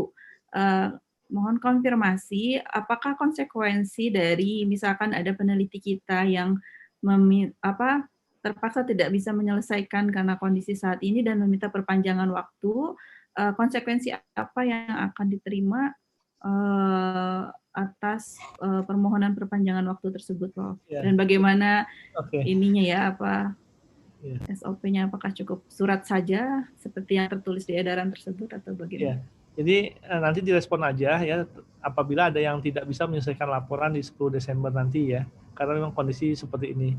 Namun tentunya ini akan ada konsekuensi ke proposal barunya nanti kan. Artinya proposal yang sekarang aja artinya tidak bisa dikerjakan artinya. Ya kan? Dan nanti yang barunya nanti kalau yang ini tidak bisa dikerjakan gimana yang nanti yang berikutnya kan gitu ya. Nah, jadi sebenarnya surat yang tersebut itu untuk mengkonfirmasi apakah riset yang sekarang sedang dijalankan dan didanai tersebut apakah dapat dijalankan atau tidaknya ya. Kalau yang bisa dijalankan kan tentunya akan submit laporan on time ya di Desember nanti. Namun yang kemudian karena kondisi COVID ini sehingga risetnya tidak berjalan ya, membuat laporan juga tidak bisa karena tidak ada yang bisa ditulis, kemudian membuat publikasi juga tidak bisa karena tidak ada yang dikerjakan juga. Nah ini tetap itu tadi silakan bersurat seperti tadi karena nanti kalau tidak ada ya berarti kan untuk antisipasi apabila dananya harus dikembalikan nantinya gitu ya, karena pekerjaannya tidak bisa dikerjakan gitu. Berarti belum ya terhitung kuota dan belum dapat mengajukan lagi proposal yang barunya akan di hold ya berarti ya Prof ya kalau memang mengajukannya. Ya, nanti itu menjadi bahan dasar pertimbangan nanti pada saat men-screening proposal yang masuk nantinya. Kan nanti proposal yang dapat yang passing grade-nya ada ya nanti ya. Kemudian nanti kan akan dicek tuh di sistem nama ini masih punya tanggungan atau tidak ya. Kalau tadi ada tanggungan luaran, yang sekarang tanggungan risetnya sendiri ya yang belum selesai misal seperti itu. Nah, karena memang kondisi pandemik seperti ini kita juga mengerti ya, kita juga tidak akan memaksa para dosen untuk menyelesaikannya ya kalau tidak selesai ya tinggal ada pemberitahuan gitu ya, sehingga itu menjadi bahan bagi kita kalau nanti ada pemeriksaan ya, ini belum selesai tapi masih dikerjakan seperti itu. Baik Prof. apabila belum ada lagi yang bertanya, saya punya pertanyaan lagi, Prof. Sebentar, ada pertanyaan dari Pak Dudi. Di tengah kondisi pandemik, topik atau jenis riset dan metode riset bagaimana yang besar peluangnya mendapatkan hibah tahun ini? Silakan Pak Dudi. Pak Dudi, silakan menyampaikan pertanyaannya lebih jelas lagi. Iya, terima kasih. Iya, terima kasih Bu Devi dan Prof. Heri. Itu pertanyaan saya. Di tengah kondisi pandemi saat ini, kira-kira topik atau jenis riset atau metode riset yang bagaimanakah yang memang besar peluangnya untuk bisa mendapatkan hibah, Prof? Karena misalnya di background ilmu saya di manajemen keuangan, misalnya lebih banyak mengadopsi penggunaan data sekunder misalnya. Apakah yang demikian ini besar peluangnya atau bagaimana, Prof? Barangkali ada arahannya. Terima kasih. Ya.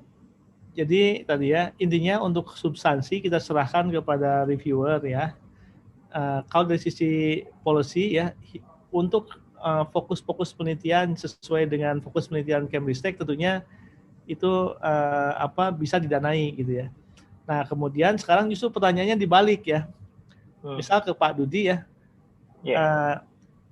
Proposal yang Pak Dudi ajukan bisa dikerjakan tidak gitu ya. Nah, kalau Pak Dudi bisa menjawab lihat proposal sendiri, oh ini bisa dikerjakan ini. Ya, berarti itu silahkan diajukan. Seperti itu ya. Nah, kemudian diajukan, nah nanti biar reviewer yang memeriksa kelayakannya ya. Nah, jadi intinya jangan sampai nanti proposal yang diajukan itu ternyata secara praktis tidak bisa dilakukan. Oh iya. Ya. Jadi titik beratnya di situ ya, Prof ya. Nah, itu silakan masing-masing peneliti yang lebih tahu topik ini bisa dikerjakan atau tidak ya.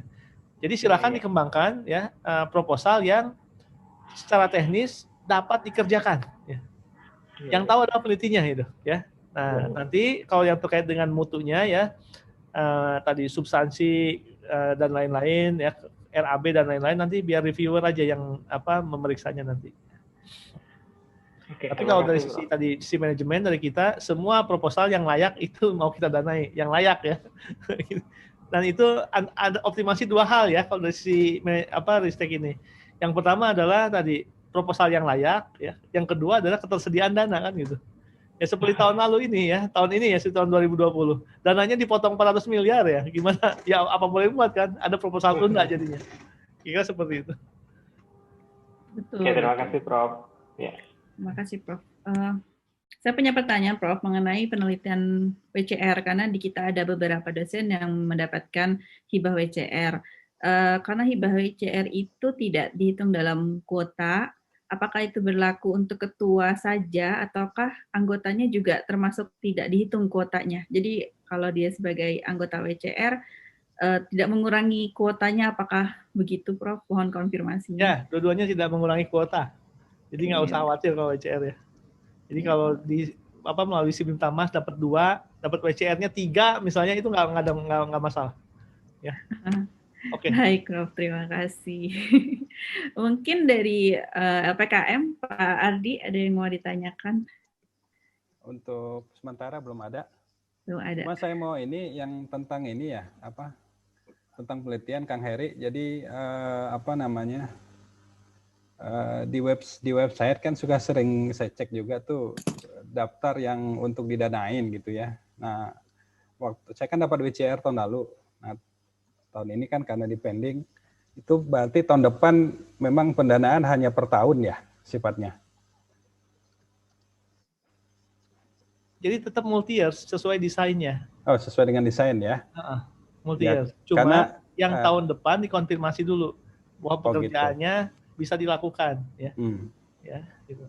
Karena di website baru tertulisnya itu akan didanain 2021 gitu. Sementara 2022 itu belum tertulis. Sementara saya punya proposal satu lagi itu udah ditulis gitu 2021 dan 2022. Nah, jadi sekali lagi tadi intinya yang didanai di 2020 itu didanai berapa tahun? 2020 yang WCR 2 tahun. Kemudian yang penelitian dasar PDUPT-nya 3 tahun. Nah, sekarang yang WCR dulu ya. WCR didanai 2 tahun ya. Berarti itu yang komitmen 2 tahun itu yang didanai. Oke. Ya. Ini seperti itu ya. Oke. Makasih. Baik, Prof. Pertanyaan saya lagi deh, maaf Prof, sekalian karena tapi saya pertanyaannya berkaitan dengan manajemen penelitian. Jadi kita ini kan Universitas Bakri usianya masih muda ya Prof, ya masih 10 tahun dan di awal-awal itu memang banyak sekali yang harus dikerjakan termasuk akreditasi, sehingga penelitian itu ya sebagian dari yang termasuk dikembangkan. Kita benar-benar memulai dari nol, dari belum ada roadmap, kemudian roadmap meskipun yayasan dan universitas tetap memberikan support setiap tahun, tetapi penelitian kita itu masih banyak berada di tahap dasar dan terapan. Sehingga dengan gaung hilirisasi dan komersialisasi, kemudian ekonomi berbasis inovasi itu panjang sekali masih perjalanan dari Universitas Bakri ini rasanya ke sana. Contohnya juga sekarang kita berada di klaster media, tetapi kami mengadakan mapping terhadap sumber daya dosen di Universitas Bakri itu karena beberapa persyaratan ya, contohnya harus S2 lektor atau S3, kemudian memiliki publikasi terindeks. Jadi kuota media yang diberikan 7,5 miliar itu kalau kami mapping dengan sumber daya yang ada itu meskipun semua yang eligible untuk menjadi ketua itu sudah istilahnya lolos gitu ya Prof ya, itu sepertinya kan belum bisa menghabiskan kuota itu gitu. Jadi apakah nanti kita akan dengan sumber daya yang ada ini akan di media terus, atau sebenarnya kalau untuk ke klaster atasnya lagi ya, klaster mandiri utama dan mandiri itu apakah ada insentif apa yang diterima oleh universitas dengan naik klaster itu, tentunya selain prestis ya Prof ya, sebenarnya selain itu apalagi yang sebagai pemicu kami gitu untuk ke sana, karena jika disandingkan dengan sumber daya yang ada itu ada kuota tersebut sepertinya tidak akan habis gitu Prof. Sarannya bagaimana ya Prof ya? Ya, itu memang yang terkait dengan klasterisasi penelitian. Penelitian ya, klasterisasi perguruan tinggi terkait dengan penelitiannya. Memang itu ada kuota-kuota ya. Kuota itu sebenarnya batas atas ya, artinya misal yang madya dia itu bisa mencapai kalau kekuatannya cukup dia bisa sampai angka segitu ya. Tapi kalau kekuatannya tidak cukup ya berarti ya yang ada ini gitu ya. Nah kemudian ini memang hal yang agak sulit ya. Memang harus dievaluasi juga ini terkait dengan klaster ini ya. Karena tadi kalau kita fokusnya hanya di kuota dana ya, kuota dana itu kemudian dijumlahkan semua gitu ya. Itu dana yang tersedia itu jauh di bawah itu gitu ya. Jadi sekarang itu ada dua, satu adalah ideal yang ada di kuota-kuota itu ideal nih, angka-angka ideal ya. Nah kemudian sekarang ada realita ya, dana riset BOPTN-nya hanya segini gitu. Nah sehingga kemudian walaupun ada kuota itu akhirnya tadi pertarungan bebas, kompetitif base gitu. Nah, berbasis kompetitif itu proposal masuk kemudian diseleksi ya yang nilainya lebih layak ya itulah yang kemudian mendapatkan pendanaan gitu. Kira seperti itu. Meskipun di luar kuota gitu. Ya, kuotanya lupakan dulu deh itu. Karena kalau kita mikirin kuota ya itu nggak bakal selesai-selesai itu. Ya, sekarang mendingan bagaimana capacity building di intra universitas, bagaimana caranya kalau punya 99 dosen, 99 dosen ini bisa mendapatkan hibah semuanya kan gitu. Dari sana dulu mungkin mulai. Baik. Baik, ya. Karena memang masih panjang ya Prof ya dari pengembangan tidak dibuka tahun depan. Kemudian untuk untuk sentra haki kita baru buka tahun ini gitu di bawah PIIB gitu. Sehingga memang masih panjang nih untuk Universitas Bakri ke depannya. Tapi kami berupaya terus setiap tahun ya dengan menjaga hubungan baik dengan Kementerian Ristek sehingga kita tidak ada informasi yang kita bisa terlewat gitu. Yeah. Contohnya dari tadi Prof mensosialisasikan banyak hibah pendanaan di bagian kekayaan intelektual ya. Saya lihat di situ contohnya insentif haki produktif itu harus berupa haki yang sudah diterapkan gitu. Sedangkan mungkin di kita masih berupa paten yang belum komersialisasi. Kemudian untuk ada juga hibah untuk peningkatan kualitas jurnal terindeks, tapi baru sedikit jurnal kita yang terindeks saat ini, meskipun sudah lebih dari 10 jurnal, tapi yang terindeks Sinta maupun Scopus itu baru ada 1 atau 2 jurnal, sehingga memang di bagian hilir ini kita masih banyak tugas yang perlu dikembangkan ke sana ya, Prof ya. Baik, jadi tadi sudah disosialisasikan juga, tapi sepertinya kita belum bisa itu untuk apply ya. Step by step. Betul. By step ya. Gitu. Baik, Prof. Untuk satu lagi, maaf Prof, pertanyaan saya mengenai perizinan penelitian asing. Apabila ada peneliti luar dari kolaborator kita di luar negeri ya yang ingin bekerja sama dan melakukan penelitian di Universitas Bakri, kalau dulu gitu ya, untuk mengajukan izin penelitian itu yang pernah diajukan itu mengakui mereka bahwa agak ribet gitu, Prof. Jadi akhirnya habis waktu untuk mengurus perizinan yang tidak bisa keluar izinnya, sehingga akhirnya tidak mengurus, dan mungkin ya sekedar berkunjung atau melakukan field study saja, tapi untuk penelitian yang sifatnya erat dan deep itu agak mungkin sosialisasinya atau bagaimana sebenarnya SOP untuk mengajukan perizinan apabila ada peneliti asing yang ingin melakukan penelitian bekerja sama di laboratorium kami. Jadi memang begini ya, kalau yang namanya kerjasama kan harus menguntungkan semua pihak, bukan hanya menguntungkan si peneliti asingnya aja, ya kan?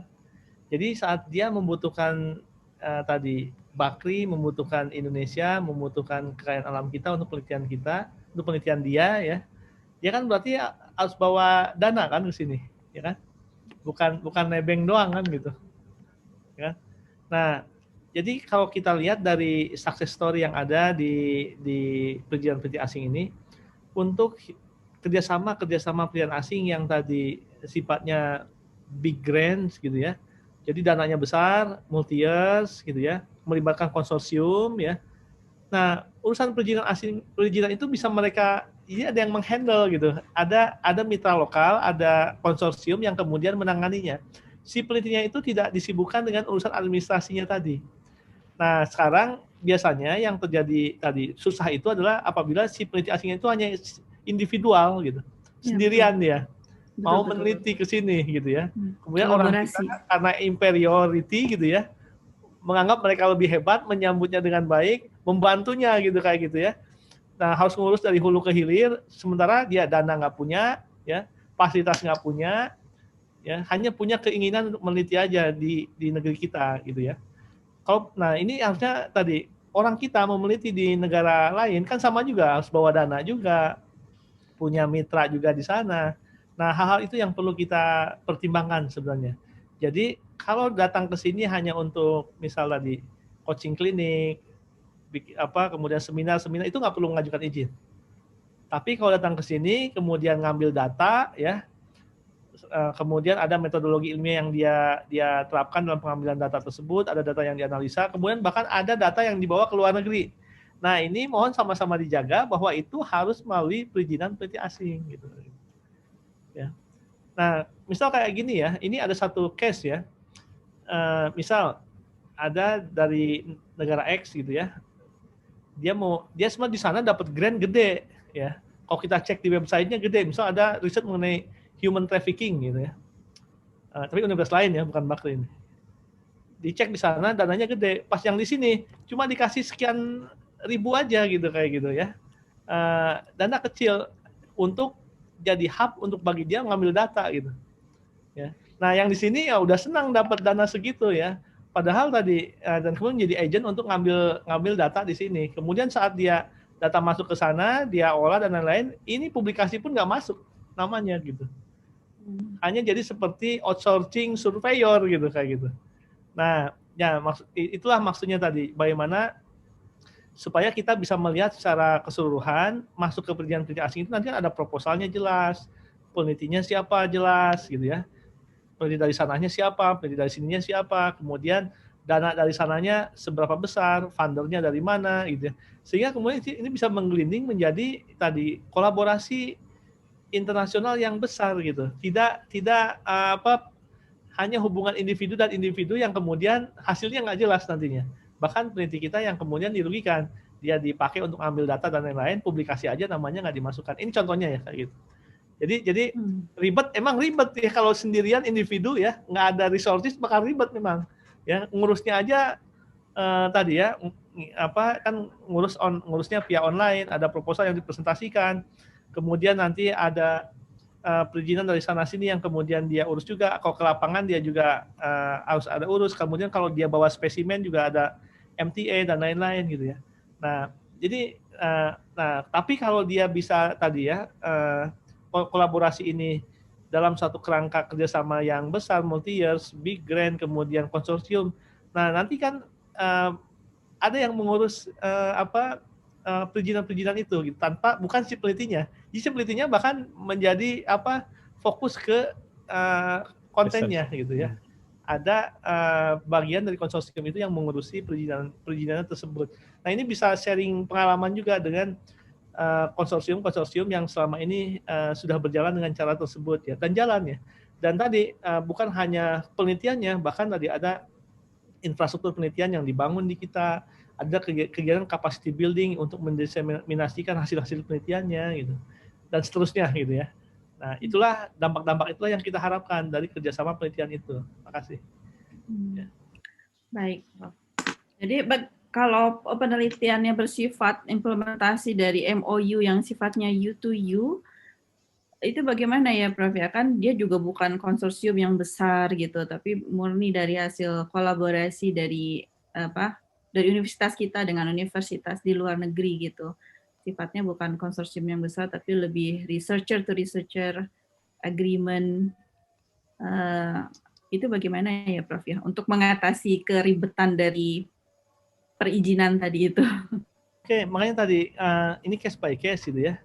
Kalau misalnya ini MOU, U2U, isinya kerjasama pendidikan ya, hanya mobility ya. Misal seperti ada program WCP lah misalnya, itu kan juga bagian dari MOU juga tuh ya. Ada MOU antara kita dengan sana, kemudian karena bersepakat kerjasama penelitian, kemudian dapatlah dana WCP itu ya.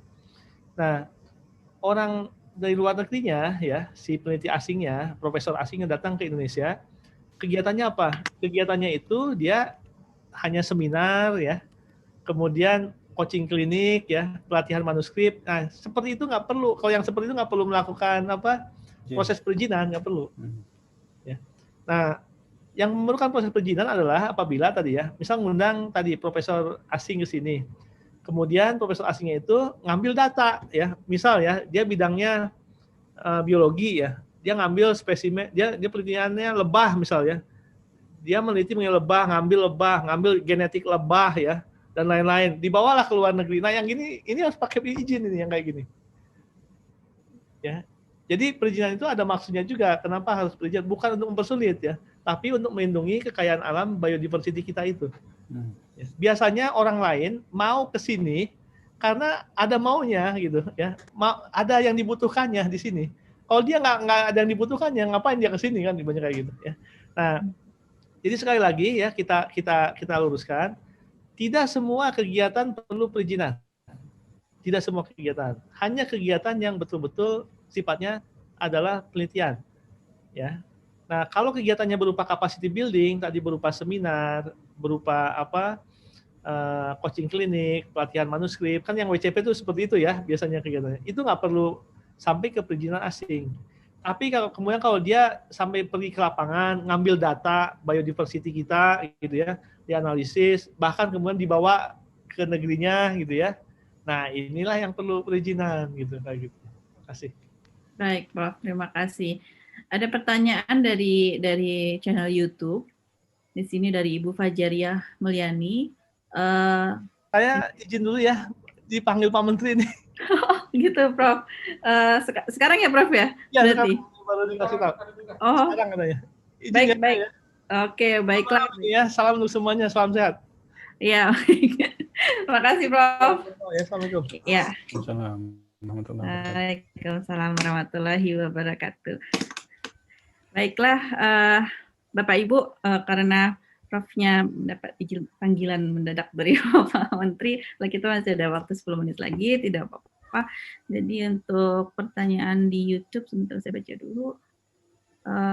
Ibu Fajariah Mulyani mungkin saat ini menyaksikan dari YouTube channel Universitas Bakri.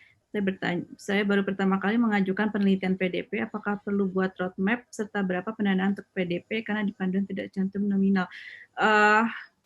Kalau untuk PDP nominal tidak dicantumkan di panduan, tetapi ada di PMK. Ya, untuk PMK dasar itu tergantung bidangnya. Ini maaf saya jawab berdasarkan sepengetahuan saya ya Ibu Fajariah Mulyani. Untuk nominal itu dicantumkan di PMK. Jadi bisa dilihat untuk dasar itu berapa, kalau tidak salah sekarang sekitar 20 jutaan ya untuk PDP itu. Dan roadmap itu tetap diperlukan untuk setiap proposal kalau setahu saya, tapi mohon maaf juga kalau mungkin ada skip ada informasi, tetapi bisa dilihat lebih detail lagi di PMK mengenai SBK ya, SBK bukan SBM. Jadi demikian Ibu Fajariah Mulyani, karena Bapak narasumber telah meninggalkan ruang diskusi, waktu kita tinggal 10 menit lagi. Baiklah Bapak Ibu, mungkin acara bisa kita akhiri saja sampai di sini. Mas Ali masih ada di sini? Masih, Ibu. Bisa. Oke, baik. Saya kembalikan kepada MC. Terima kasih Bapak Ibu semua. Assalamualaikum. Ya. Oke, baik Bapak Ibu, para peserta, terima kasih kami ucapkan atas partisipasinya yang sangat antusias sekali kepada Bapak narasumber yang kebetulan sudah meninggalkan kita terlebih dahulu karena alasan satu dan lainnya. Ya, semoga apa yang telah disampaikan dari materi pada webinar siang hari ini dapat menjadi lesson learned dan bermanfaat bagi kita semua. Sebelum kita tutup acara kita pada siang hari ini, kami mohon kepada Bapak Ibu yang terhormat untuk sama-sama kita mengaktifkan kamera karena kita akan melakukan sesi foto bersama. Sekali lagi kami minta kepada Bapak Ibu, para peserta, untuk mengaktifkan kamera karena kita akan melakukan sesi foto.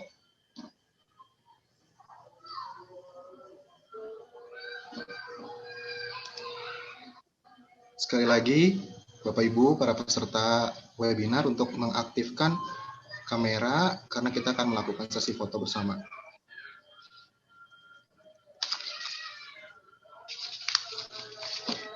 Masih banyak yang belum.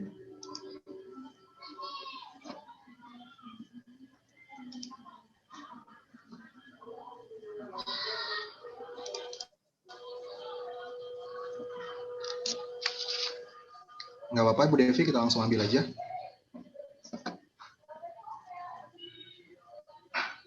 Ya, oke.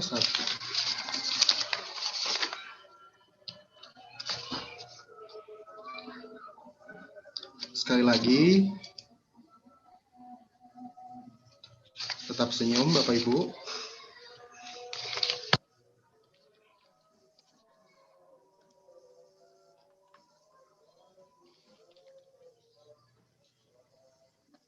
Oke, baik.